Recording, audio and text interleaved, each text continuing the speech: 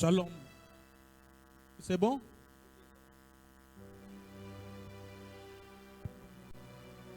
Shalom, peuple de Dieu.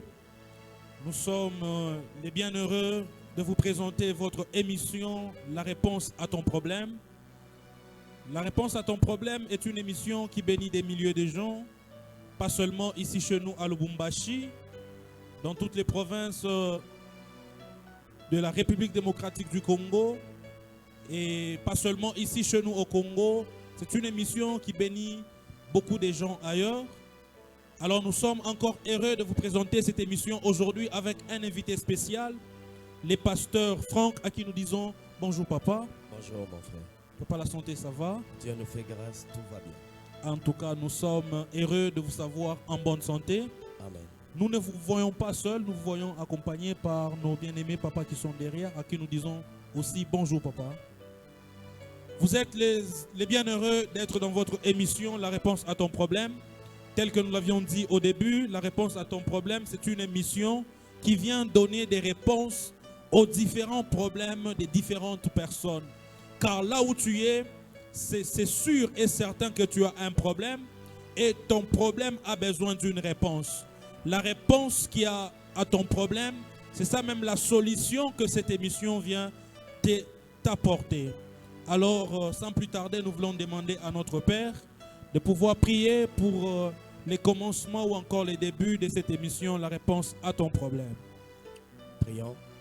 Seigneur, nous te disons merci pour ce moment que tu nous accordes afin de partager une connaissance issue d'une grande révélation. Ouvre les oreilles spirituelles à mon frère et ma soeur qui va me suivre. Au nom de Jésus, nous avons prié. Amen. Amen. Vous qui nous suivez en direct, vous êtes à la maison.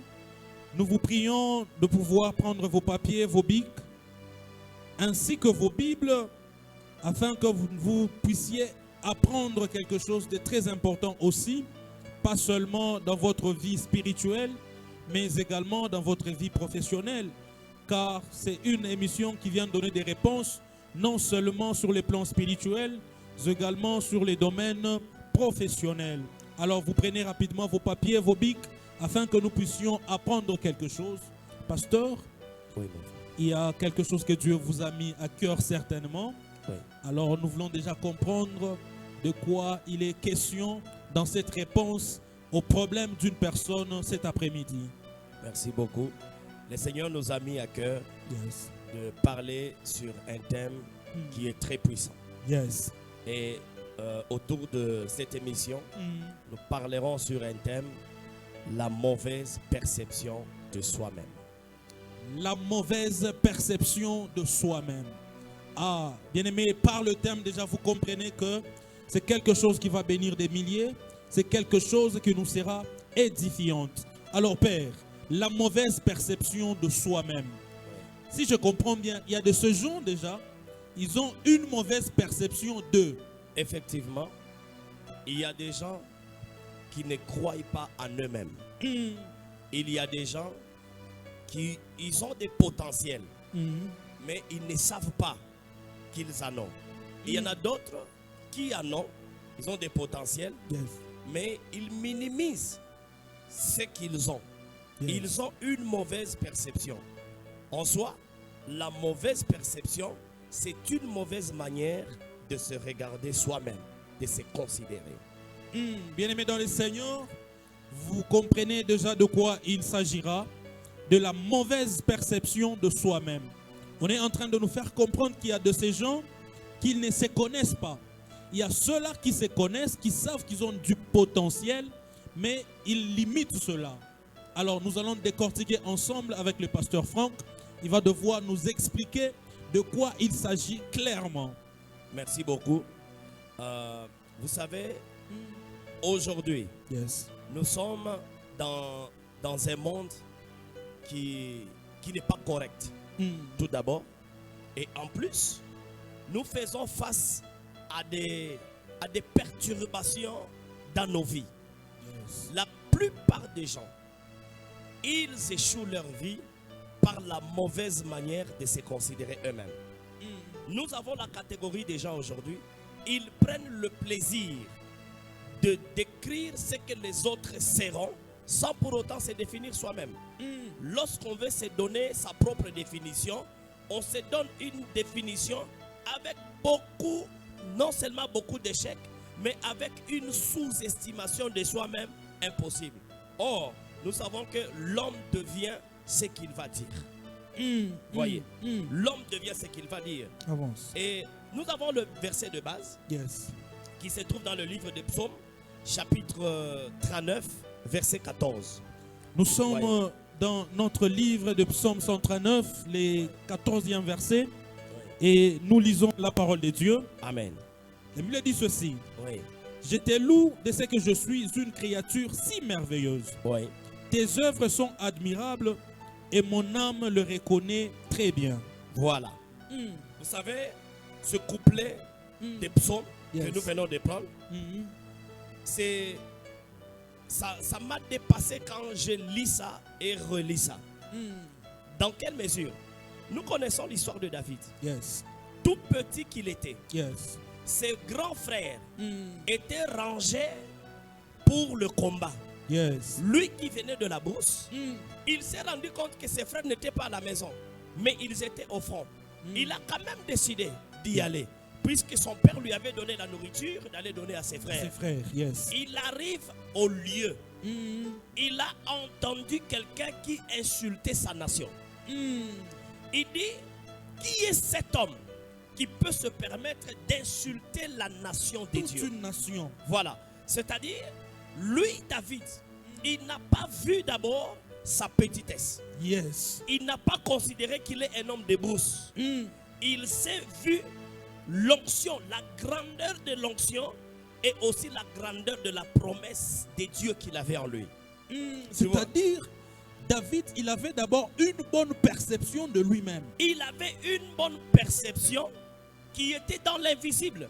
Si quelqu'un pouvait voir David, Yes. il va dire, bon, puisque on dit, il sentait la brousse, il était sale. Yes. Puisque quand vous lisez les Écritures, quand il était arrivé chez eux à la maison, la Bible dit, il ne s'était même pas lavé. Il arrive, il n'a pas même encore fait le rapport à son frère sur les peu de brebis qui étaient restés. Yes. Son père lui dit, vas-y d'abord vite, va au front, donne d'abord la nourriture à tes À frères, tes frères. Yes. et après tu vas revenir. Arrivé au lieu, il a entendu quelqu'un qui insulte sa nation, une nation issue de la promesse de Dieu. Yeah. Par là, il a commencé à demander qui est celui-là. Il a crié. Et du coup, ses frères, voyant qu'il était d'abord le cadet de la famille, Petit. il était petit. Ses frères ont dit, David, tais-toi. Tu ne peux pas parler ici. Puisque aucun Israélite n'ouvrait la bouche devant les Philistins à cette époque. Yes. Vous voyez? Et quand ses frères le faisaient taire, ils voyaient la petitesse de David. Yes. Mais David, lui, dans sa petitesse, il voyait la grandeur. Yes. Vous comprenez? Et, Papa, je ne comprends pas. ah oui, tu vois, les grandes choses se trouvent dans des petites choses. Tu ne rencontreras jamais les grandes choses dans la grandeur. Si tu veux rencontrer la grandeur pour la première fois, il faut la croiser dans la petitesse. Dans la petitesse. Voilà, il faut être petit, il faut sortir de la petitesse pour devenir grand. Yes. Et lui, David, quand il a compris ça, vous savez ce qui lui a donné cette force, c'était quoi? Non. Il avait l'onction royale. Yes. Tu vois? Il avait l'onction royale. Or, l'onction royale était une prophétie. Il n'a pas minimisé cette prophétie. Il dit, j'ai l'onction royale. Un roi, il domine sur n'importe quelle créature. Et quand Goliath sortait, il dit, qui a ouvert la bouche? David le regarde. Il dit, toi, je vais t'abattre. Vous savez ce qui s'était passé? Les grands frères de David, ils viennent, ils les tiennent par la bouche. Pour ne pas que David puisse parler. Ne parle pas. Regarde-toi. Laisse-nous la nourriture. Laisse-nous la nourriture et rentre à la maison. Yeah. Tu ne peux pas parler. Regarde la taille de l'homme que tu parlais. C'est là où il y a le problème. Yes. Dans Goliath, David ne voyait pas la grandeur. Il voyait la petitesse dans Goliath. Non, papa. Il avait l'onction royale. Goliath, lui, il était grand. Goliath était grand physiquement Yes. et sur le plan des muscles. Mais David avait la grandeur onctionnelle. Ya, ya, ya, ya, Voyez. ya, ya, ya, ya. Écoute, on n'attaque jamais un homme qui a l'onction. Peu importe sa taille, peu importe la médiocrité intellectuelle. Mais si il a l'onction, il devient un danger devant tout celui qui va l'attaquer. Yes. Vous voyez. Maintenant, si tu reviens dans ce passage que tu viens de lire, il dit, je te loue de ce que je suis, une créature si merveilleuse. Yes. Regardez, un homme de petite taille, mais il dit à Dieu, je suis une créature très merveilleuse. Merveilleuse. Donc son problème n'était pas lié à la taille, mais c'était lié à la grandeur de l'onction. Yes. Vous voyez. Mais dans ce même optique, si je rentre d'abord dans le cas palpable, Yes. il y a cet homme qui me suit. Yes. Il a la chose de Dieu. Non seulement la chose de Dieu, il a le potentiel de pouvoir réussir. Yes. Il a le business dans ses mains. Il a le voyage dans ses mains. Mais vous le voyez qu'il n'est pas prêt à montrer le talent qu'il a. Ça devient un défaut. Une très mauvaise perception de soi-même. Yes. Donc tu ne veux pas t'engager. S'il y a une occasion qui se présente, tu commences à douter. Est-ce que moi je peux faire ça? Est-ce que je serai capable? Si je commence, est-ce que je vais aboutir? Le problème n'est pas si je commençais, je vais aboutir. Tu vois, dans les débuts, Yes. on ne calcule pas la fin. Tu comprends? Dans les débuts, On ne calcule pas vite la fin. yes. Si tu veux calculer la fin, ça finira peut-être toujours mal. Dans les débuts, commence d'abord avec Dieu. Yes. Si tu mets dans la tête que ce que je suis et Dieu avec moi, je peux parcourir le chemin. C'est dans le parcours qu'on peut calculer sa fin. Yes. Papa, parlons de ce que vous venez d'introduire avec. Oui. Il y a une question qui me vient à l'esprit. Oui. Alors, qu'est-ce qui fait qu'une personne ait d'abord premièrement une mauvaise perception de soi-même? Très bien. Vous savez, ce qui fait que la personne ait une mauvaise perception, c'est le complexe. Vous voyez? Yes. C'est le complexe. David n'a pas eu de complexe. Quand David venait, tout le monde qui était au front, je m'imagine, ils étaient bien habillés plus que David. Oui. Ils avaient pris leur bain, je m'imagine. Mais quand David venait, il sentait la brousse. Bruce. Il était ça. Il pouvait se dire, je ne mérite pas de rester auprès de ces gens. Il a enlevé le complexe. Il a vu d'abord l'exécution de la royauté issue de la prophétie. Raison pour laquelle il a pris le courage. Il dit, moi, je vais t'abattre. Tu Yes. vois, la première des choses, lorsque tu es complexé, sache-le bien que le mauvais départ commence. Bien-aimé dans les Seigneurs, nous sommes en train de continuer avec l'émission La réponse à ton problème. Toi-même, tu vois déjà comment est-ce que ton problème est en train d'être résolu petit à petit. Alléluia. Ton problème est en train d'être résolu petit à petit. Le premier élément qui fait à ce que tu aies une mauvaise perception de soi, c'est les complexes. Et ce n'est pas n'importe quel complexe, le complexe d'infériorité. C'est ça, papa, j'espère. Effectivement, c'est le complexe d'infériorité. À la place de la grandeur, toi, tu te vois petit. Tu vois, tous les hommes grands que nous connaissons aujourd'hui, ils ont commencé petits. Yes. Il n'y a personne qui a commencé grand directement. Tous les grands hommes que nous connaissons, ils ont commencé petits. Le problème, ils ont enlevé dans leur tête que je suis petit et je ne saurais pas. Voilà, c'est là où il y a le problème. Okay. Il ne faut jamais dire je ne saurais pas. Okay. Vous savez, nous, à l'école des prophètes, on nous disait le premier début de la carrière prophétique, c'est d'abord oser de prophétiser. Tu vois, oser de prophétiser. Tu reçois le message, tu captes net le Saint-Esprit. Il te parle. Tu te dis, si je parlais les gens peuvent me dire, est-ce que ça vient de Dieu ou pas? Quand on prophétise, ça ne dépend pas de celui qui prophétise, mais ça dépend de celui qui a donné la prophétie. Yes. Et Donc, c'est lui qui donne la prophétie. C'est Dieu. C'est Dieu. Donc Yes. si je libère le message, même si vous le considérez faux, je m'en fous. Ce n'est pas votre problème. Ce n'est pas mon problème. C'est le problème de celui qui m'a donné le message. Comment est-ce que je vais me couvrir de honte à la place de Dieu? Laisser la honte revenir à Dieu, si cela est possible. Yes. Et c'est impossible. Tu vois. Alors, très vite, si vous lisez dans Nombre chapitre 13, verset 33, pour gagner le temps, vous pouvez lire Oui. Nombre chapitre 13, verset 33. Nombre chapitre 13, nous lisons les 33e versets. Oui. La Bible dit ceci. Oui. Et nous y avions vu les géants, Nous avons vu les géants. enfants d'Anak, Oui. de la race des géants. Oui. Nous étions à nos yeux et à leurs yeux comme des sauterelles. Sauterelles. Ce sont les 12 espions de Moïse qu'on avait envoyés pour aller explorer Canaan. Canaan, yes. Tu vois? On est dit allez explorer. Explorer, c'est-à-dire quoi? Prenez les informations. Découvrez là où il y a la faiblesse de nos ennemis. Et venez nous dire pour que nous puissions aller attaquer. Yes. Au lieu de donner le message, eux, ils ont commencé à communiquer l'échec. Donc ils ont commencé à communiquer les forces de leur adversaire.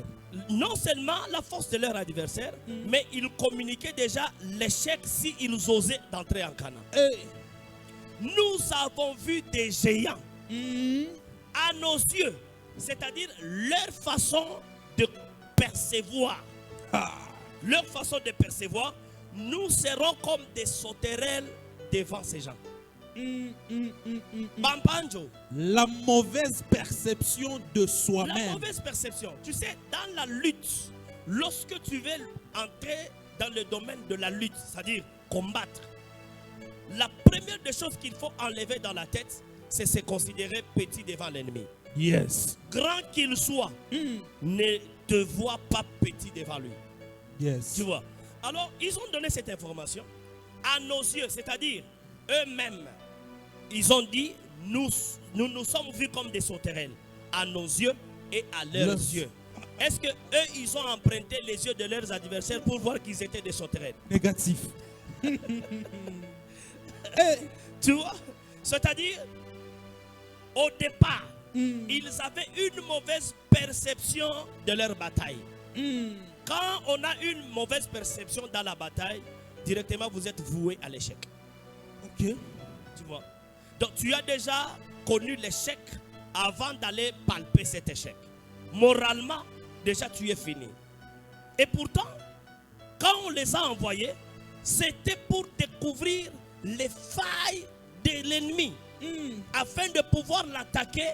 Et quand on attaque, c'est pour abattre et gagner. Yes. Personne ne peut s'engager dans une lutte pour aller perdre. Jamais ça ne se fait pas. Nous voyons l'exemple de l'Ukraine et c'est quel pays? Et la Russie. Et la Russie. L'Ukraine reconnaît la grandeur des armes de la Russie. Yes. Mais l'Ukraine ne désarme pas. Non. Il dit nous allons toujours les suspendre, les surprendre. Yes. Et nous avons vu ce qui s'était passé. Yes. L'Ukraine se voit petit, mais il ne désarme pas. Il dit nous allons nous battre jusqu'à la fin. Ils ont le mental de gagner la bataille. Ils étudient des techniques pour gagner la bataille. Mais pourquoi aujourd'hui, nous les enfants de Dieu, nous nous retrouvons avec des gens, qu'ils soient païens ou non chrétiens, non convertis, ce n'est pas un problème. Mais nous les chrétiens, nous sommes des gens qui paniquent devant n'importe quel fait. Papa, la mauvaise perception de soi-même. Oui. Est-ce que même dans le domaine marital, on peut avoir une mauvaise perception de soi par rapport à son fiancé ou quoi que ce soit? Ou bien ça se passe seulement en ce qui concerne la spiritualité? Ça dit dans le domaine du mariage. Oui. Écoute, nous avons des mariages qui se sont déjà éternis, mais les gens vivent seulement par complaisance. Pourquoi? Pour avoir la mauvaise perception de son mariage. Dans le mariage, Yes. on n'entre pas pour échouer. Mm. Ici, je vais beaucoup plus parler sur les femmes. Yes. La Bible dit, celui qui trouve une femme trouve le bonheur. Bonheur, yes. C'est-à-dire, si l'homme qui te prend en mariage, il échoue la vie. C'est-à-dire, toi qui devais produire le bonheur, tu as un devoir à faire. Mm. Tu as un devoir à faire. Ok. C'est-à-dire, l'homme ne peut pas échouer entre tes mains, toi en tant qu'une femme. Dieu n'a pas dit l'homme sera le bonheur. Dieu a dit c'est lui qui épouse une femme, épouse le bonheur. Donc quand l'homme vient dans ta vie, il s'attend à un bonheur qui sortira de toi. Tu vois, il y a beaucoup de femmes qui se trompent. Ils pensent que la consolation c'est aller dans un bar, prendre un verre et puis tout sera fini, la souffrance va passer. Ma soeur, la souffrance ne tombera jamais parce que tu t'es distrait avec un verre d'alcool. Non. Va à genoux.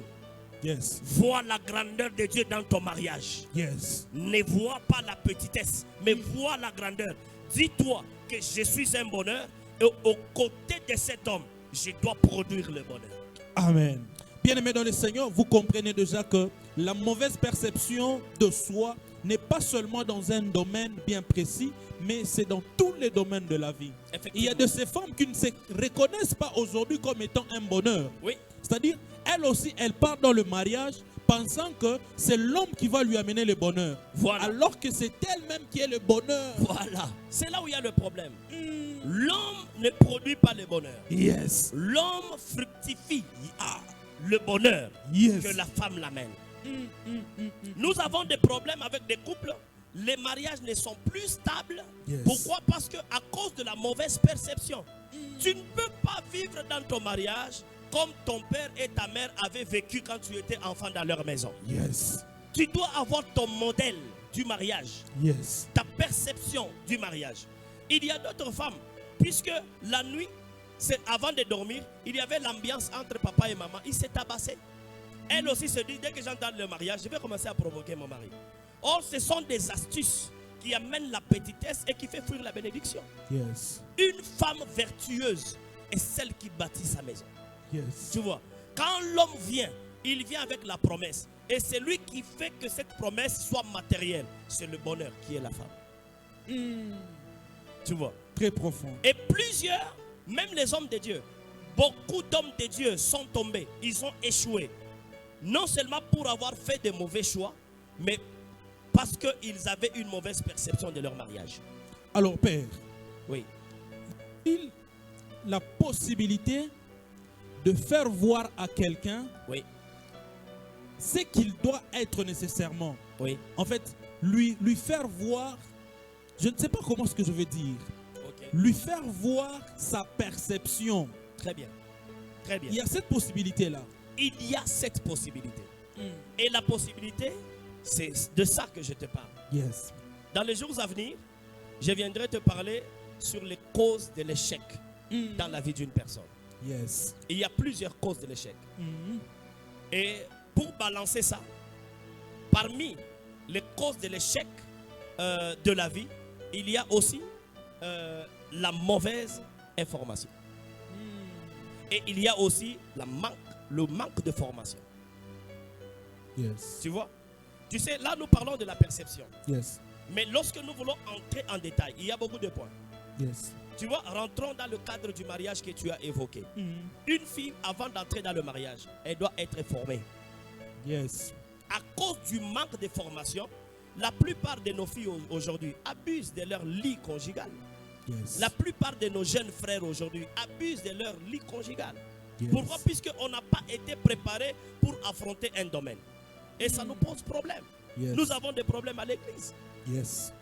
Et c'est aujourd'hui que nous allons tenter de récupérer le mental des gens pour les ramener à la bonne perception. Exactement. Quand on est mal formé et on est mal informé, c'est déjà la destruction d'une vie. Oh yes. Même aujourd'hui avec les jeunes serviteurs, nous voyons les dérapages qui s'est fait dans la ville de Lubumbashi, Yes. les dérapages qui s'est fait ici dans la République démocratique du Congo. Yes. Les dérapages là c'est quoi? Manque de formation et aussi manque d'information. Il y a aussi manque de ténacité. Les gens ne sont pas tenaces. Ils veulent la facilité dans toutes choses. Papa, je veux devenir comme vous. Mais il ne sait pas les efforts que vous aviez eu à fournir. J'ai un fils. Mm. J'ai un fils. Mm. Bon, je ne parle pas d'un fils. Je vais parler et honorer la mémoire d'un père. Le prophète héritier Grace Mousseba. Mm. C'est mon grand frère. Yes. C'est mon frère cousin. Un jour, il venait prêcher dans notre église à EPM, à Kalouboy. Yes. Et je salue la mémoire de Berger Inobat. Yes. Quand il venait, Mm. il prêche. Après ses services, nous, on sautait sur sa chaise Yes. pour prendre de l'onction. Mm. Ce que nous voulions là, c'est prophétiser comme lui, Comme lui. prêcher comme lui. Yes. Mais nous ne savons pas les efforts qu'il avait fournis. Dès qu'il fit, le culte prend fin. Moi d'ailleurs j'étais son protocole à cette époque-là. Yes. Quand il recevait les gens, c'est moi qui alignais les gens pour le faire entrer dans le bureau afin qu'ils les reçoivent. Mm. Dès qu'il s'élève pour partir, avant de l'accompagner, je dois sauter d'abord et c'était un cafouillage. Nous étions presque 3 serviteurs et on sautait sur la chaise et on se disait on prend l'onction de l'homme de Dieu. Il a remarqué ça. Un jour, il nous appelle. Il dit vous voulez l'onction? Nous avons dit oui papa, nous avons l'onction. Et quand on parlait, on était à genoux. Yes. Il dit ça va, je vais vous donner l'onction. Mettez-vous à genoux. On s'est mis à genoux. Mon frère, il a commencé à déverser le nombre de souffrances qu'il a vécues dans son ministère. On avait fouillé. Vous avez refusé l'onction. On avait fouillé. Mm. On fouillait quoi? On fouillait le nombre de souffrances qu'il a vécues. L'homme est construit par les événements douloureux qu'il arrive dans la vie. Yes. C'est dans ça que l'homme se construit. Yes. Tu vois? L'homme ne se construit pas avec des biscuits et des bonbons. Mais l'homme se construit avec les kabuchungu. Les Yes. super kabuchungu. Mm. Quand ça fait mal, quand ça chauffe, quand ça coince, tu n'as pas où dormir. Tu es en train d'être forgé. Tu vois? C'est-à-dire, le dérapage que nous voyons aujourd'hui, c'est la manque de formation. Yes. Et quand l'homme de Dieu avait constaté ça, il a organisé une école des prophètes. Il parlait sur un thème, comment Dieu parlait aux prophètes. Et il a commencé à nous enseigner. On a compris, on a été formé. Formé. Et on se mit maintenant à la vraie recherche de notre propre ministère. Amen. Amen. Bien-aimés dans le Seigneur, petit à petit, nous tendons vers la fin. Mais nous sommes en train d'être bénis par cette émission avec comme thème la mauvaise perception de soi-même. L'objectif, ce n'est pas que tu puisses avoir une mauvaise perception. L'objectif, c'est que tu arrives à avoir la bonne perception de soi afin que tu puisses te lancer dans une lutte. Alors, Père, qu'est-ce que les gens peuvent comprendre maintenant en guise de conclusion pour ces thèmes ici? Parce que c'est un thème qui est vaste. Très vaste. On ne sait pas l'explorer en Oui. toute sa globalité aujourd'hui. Oui, oui, Mais pour que les gens qui nous suivent maintenant, qu'est-ce qu'ils peuvent comprendre? oui. C'est que les gens doivent comprendre. Yes. Lorsque dans votre parcours, Mm. vous avez une mauvaise définition de votre vie, Yes. cherchez les hommes de Dieu compétents, qu'ils puissent vous former. Ok. Vous voyez? Quand je parle de la formation, il y a plusieurs choses qui sont incluses là-dedans. Quand quelque chose ne va pas, ne continue pas, tu vas continuer dans les erreurs. Ne recule pas non plus puisqu'il nous est interdit de reculer. Mais au stade où tu es, cherche un homme de Dieu. Yes. Cherche un conseiller spirituel, un homme de Dieu. Je ne dis pas de prendre un conseil chez un païen. Mm. Un homme de Dieu Ok. qui peut t'informer d'abord sur ta propre vie. Est-ce que tu le sais? Et on peut t'informer sur ta propre vie. Exactement. Voilà. C'est-à-dire, un homme de Dieu peut lire la façon dont tu t'es conduit. Yes. Il te donne une information au sujet de ton comportement. Yes. Après t'avoir donné cette information, Mm. si tu es prêt, il peut te former. Yes. Nous ne voulons pas être formés. C'est le problème des Congolais. C'est le problème. Moi qui te parle ici, j'ai été baptisé en 1999. Yes. Si je ne m'amuse pas, c'était le jour en décembre, le 24 décembre, Yes. à Kipushi, Mm. à l'église Peine de Vie, Yes. que dirigeait à l'époque le pasteur Moulumbalou Kombo Josué, paix à son âme à mon père. Paix à son âme, Père. Depuis l'école de dimanche, nous avons récité des poèmes. Nous avons quitté là, nous entrons dans la JPC. Yes. Nous avons conduit. Nous sommes entrés dans la chorale.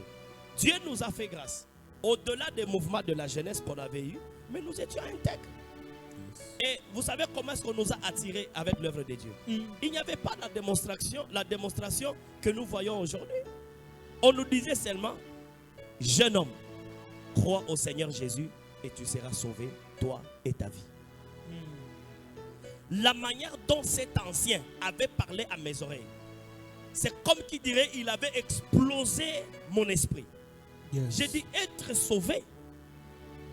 Alors, je dois apprendre comment il faut arriver à être sauvé. Yes. Quand on te dit tu es sauvé, il ne faut pas se réjouir.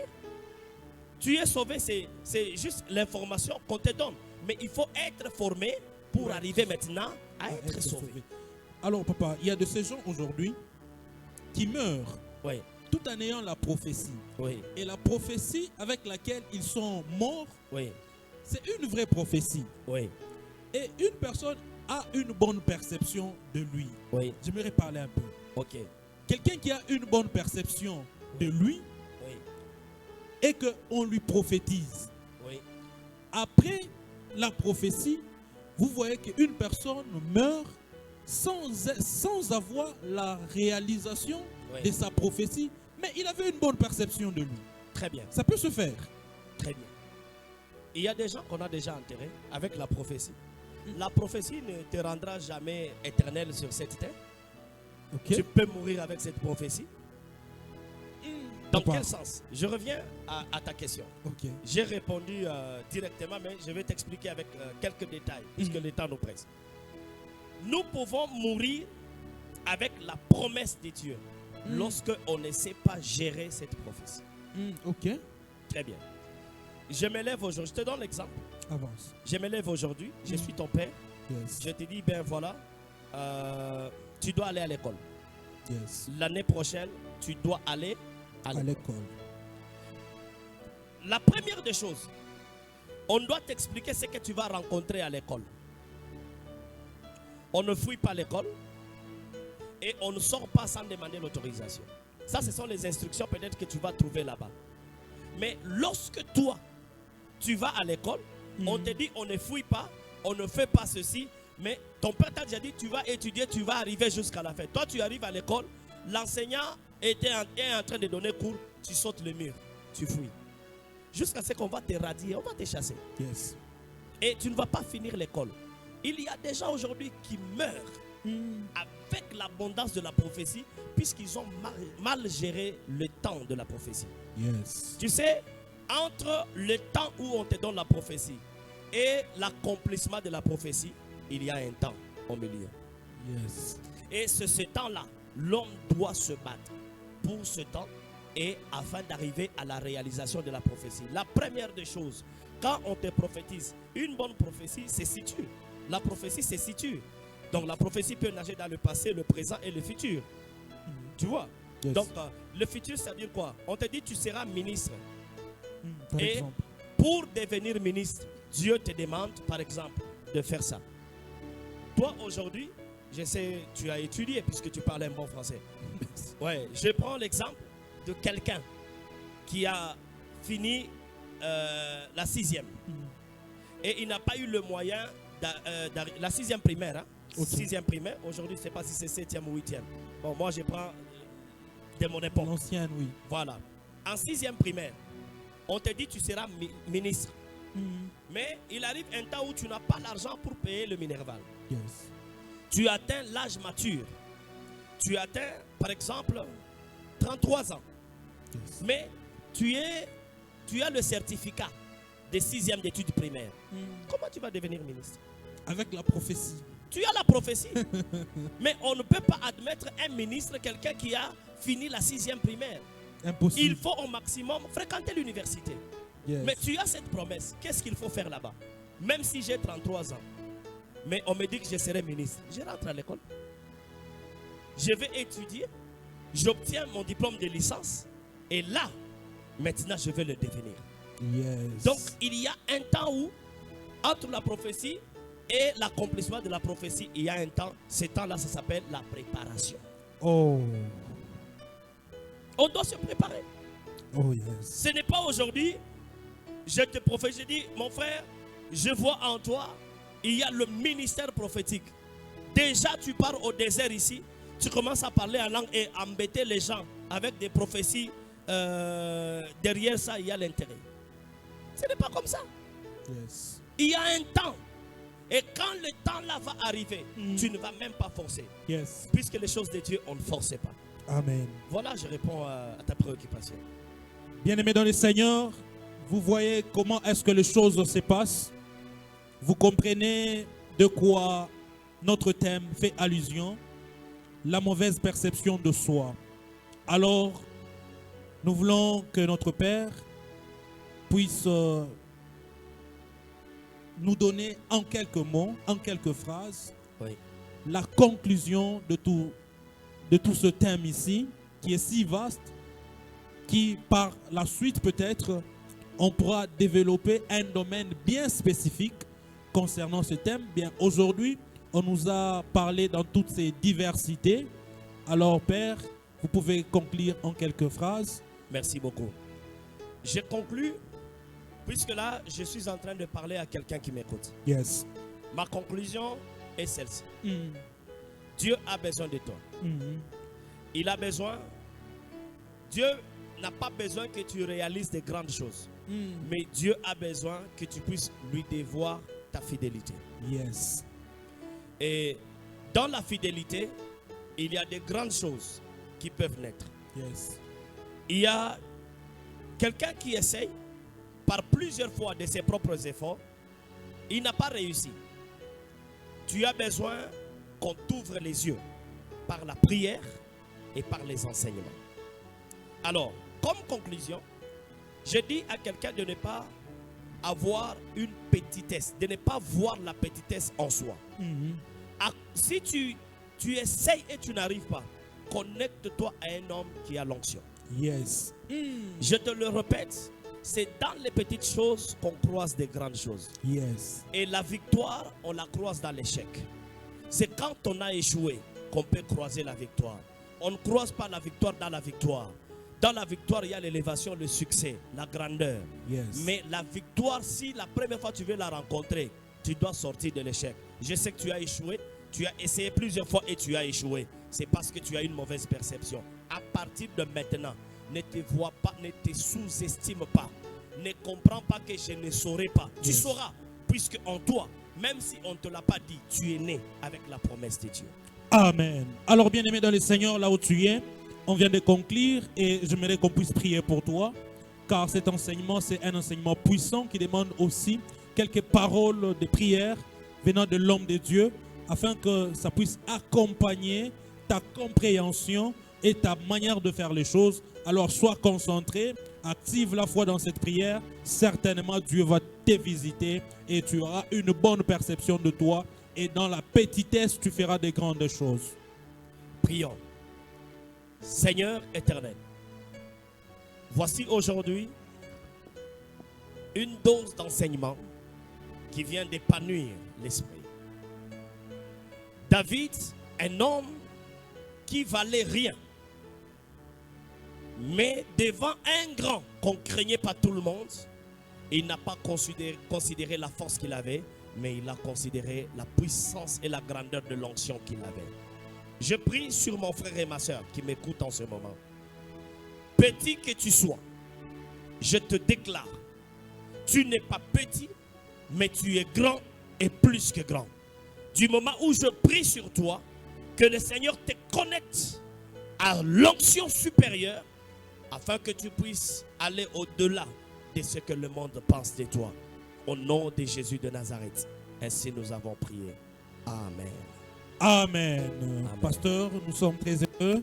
Merci. Et mon nous frère. espérons que ça ne sera pas la dernière fois.